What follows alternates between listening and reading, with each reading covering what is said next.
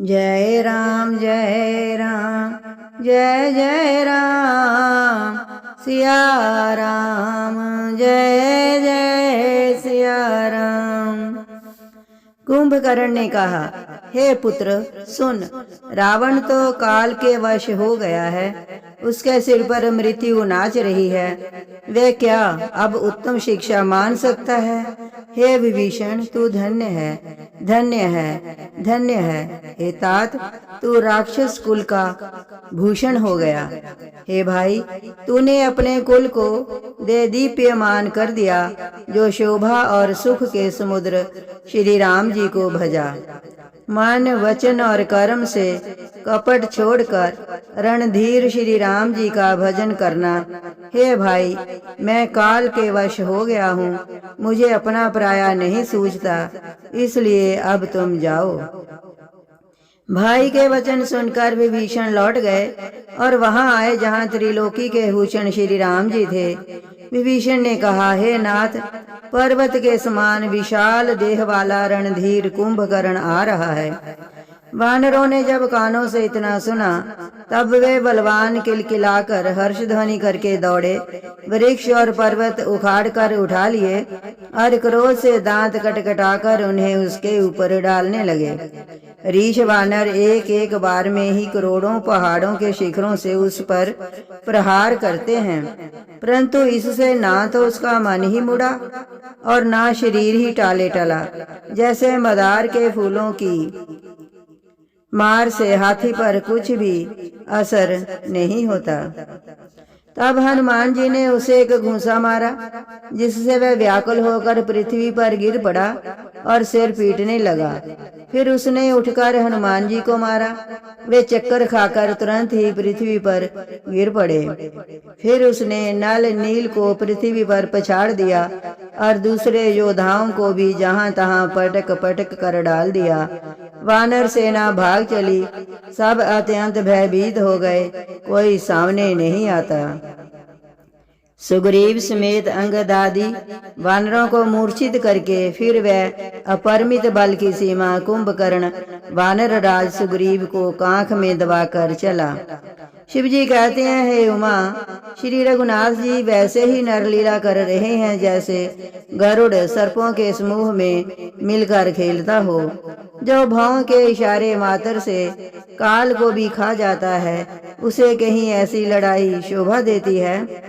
भगवान इसके द्वारा जगत को पवित्र करने वाली वह कीर्ति फैलाएंगे, जिसे गा गा कर मनुष्य भवसागर से तर जाएंगे। मूर्छा जाती रही, तब मारुति हनुमान जी जागे और फिर वे सुग्रीव को खोजने लगे। सुग्रीव की मूर्छा दूर हुई, तब वे मुर्दे से होकर खिसक गए, कांख से नीचे गिर गए। कुंभकर्ण ने उनको मृतक जाना। उन्होंने कुंभकर्ण के नाक कान दांतों से काट लिए और फिर गर्ज कर आकाश की ओर चले। तब कुंभकर्ण ने जाना, उसने सुग्रीव का पैर पकड़कर उनको पृथ्वी पर पछाड़ दिया। फिर सुग्रीव ने बड़ी फुर्ती से उठकर उसको मारा और तब बलवान सुग्रीव प्रभु के पास गए और बोले, कृपा निधान प्रभु की जय हो, जय हो, जय हो। नाक कान काटे गए, ऐसा मन में जानकर बड़ी गलानी हुई और वह क्रोध करके लौटा। एक तो वह स्वभाव से ही भयंकर था और फिर बिना नाक कान का होने से और भी भयानक हो गया। उसे देखते ही वानरों की सेना में भय उत्पन्न हो गया।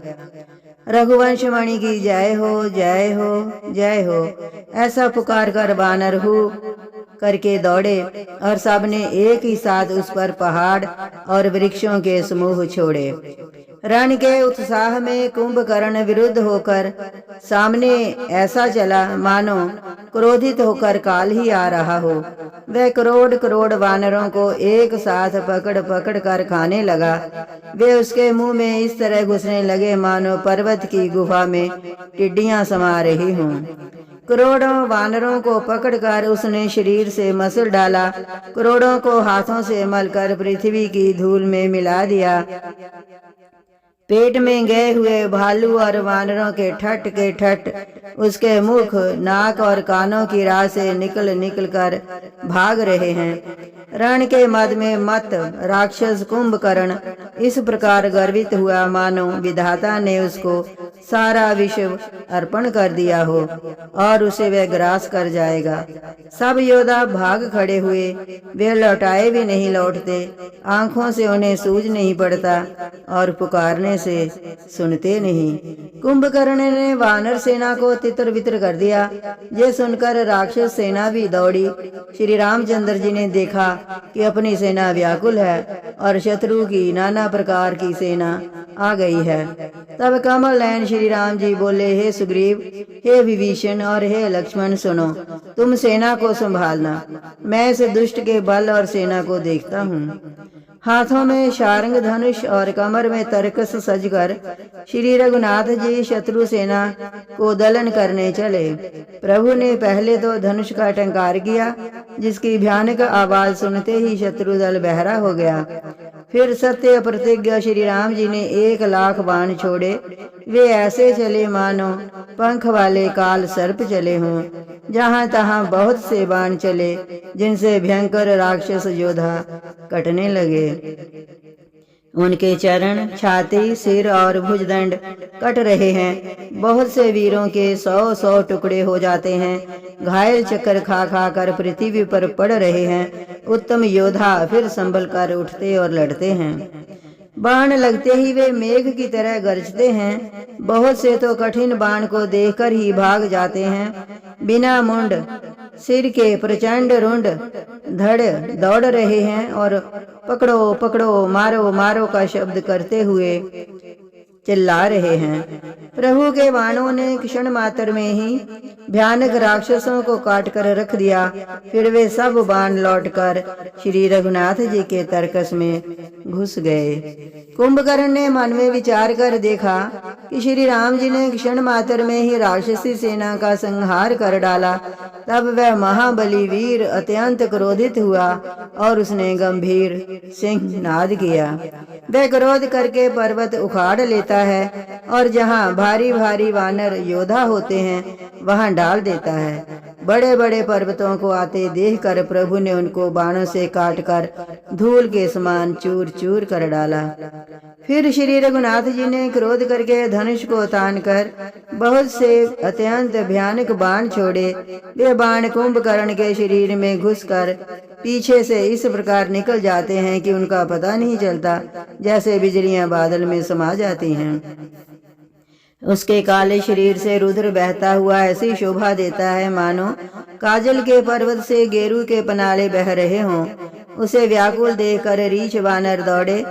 वे ज्यों ही निकट आए त्यों ही वह हंसा और बड़ा घोर शब्द करके गरजा तथा करोड़ करोड़ वानरों को पकड़कर वह गजराज की तरह उन्हें पृथ्वी पर पटकने लगा और रावण की दुहाई देने लगा। ये देखकर रीछ वानरों के झुंड ऐसे भागे जैसे भेड़ियों को देखकर भेड़ों के झुंड। शिवजी कहते हैं, हे भवानी, वानर भालू व्याकुल होकर आर्तवाणी से पुकारते हुए भाग चले।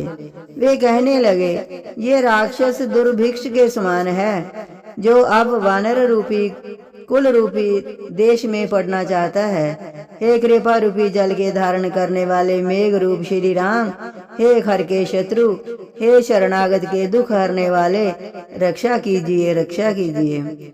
करुणा भरे वचन सुनते ही भगवान धनुष बाण सुधार कर चले। महाबलशाली श्री राम जी ने सेना को अपने पीछे कर लिया और वे अकेले क्रोध पूर्वक आगे बढ़े। उन्होंने धनुष को खींचकर 100 बाण संधान किए। बाण छूटे और उसके शरीर में समा गए। बाणों के लगते ही वह क्रोध में भरकर दौड़ा। उसके दौड़ने से पर्वत डगमगाने लगे और पृथ्वी हिलने लगी। उसने एक पर्वत उखाड़ लिया। रघुकुल तिलक श्री राम जी ने उसकी वह भुजा ही काट दी। तब वह बाएं हाथ में पर्वत को लेकर दौड़ा। प्रभु ने उसकी वह भुजा भी काटकर पृथ्वी पर गिरा दी। भुजाओं के कट जाने पर वह दुष्ट कैसी शोभा पाने लगा, जैसे बिना पंख का मंदरांचल पहाड़ हो। उसने उग्र दृष्टि से प्रभु को देखा, मानो तीनों लोकों को निगल जाना चाहता हो। वे बड़े जोर से चिंगाड़ करके मुंह फैलाकर दौड़ा। आकाश में सिद्ध और देवता डर कर हा हा हा इस प्रकार पुकारने लगे। करुणा निधान भगवान ने देवताओं को भयभीत जाना। तब उन्होंने धनुष को कान तक तान कर राक्षस के मुख को बाणों के समूह से भर दिया, तो भी वह महाबली पृथ्वी पर ना गिरा। मुख में बाण भरे हुए वह प्रभु के सामने दौड़ा, मानो काल रूपी सजीव तरकस ही आ रहा हो। तब प्रभु ने क्रोध करके तीक्ष्ण बाण लिया और उसके सिर को धड़ से अलग कर दिया। वह सिर रावण के आगे जाकर गिरा। उसे देखकर रावण ऐसा व्याकुल हुआ जैसे मणि के छूट जाने पर सर्प। कुंभकर्ण का प्रचंड धड़ दौड़ा जिससे पृथ्वी धंसी जाती थी। तब प्रभु ने काट कर उसके 2 टुकड़े कर दिए। वानर भालू और निशाचरों को अपने नीचे दबाते हुए वे दोनों टुकड़े पृथ्वी पर ऐसे पड़े जैसे आकाश से 2 पहाड़ गिरे हों। उसका तेज प्रभु श्री रामचंद्र जी के मुख में समा गया। ये देखकर देवता और मुनि सभी ने आश्चर्य माना। देवता नगाड़े बजाते हर्षित होते और स्तुति करते हुए बहुत से फूल बरसा रहे हैं। विनती करके सब देवता चले गए। उसी समय देवर्षि नारद आए। आकाश से के ऊपर से उन्होंने श्री हरि के सुंदर वीर रस युक्त गुण समूह का गान किया, जो प्रभु के मन को बहुत ही भाया। मुनि ये कहकर चले गए कि अब दुष्ट रावण को शीघ्र मारिए। उस समय श्री रामचंद्र जी रणभूमि में आकर अत्यंत सुशोभित हुए। जय राम जय राम जय जय राम सिया राम जय जय सिया राम।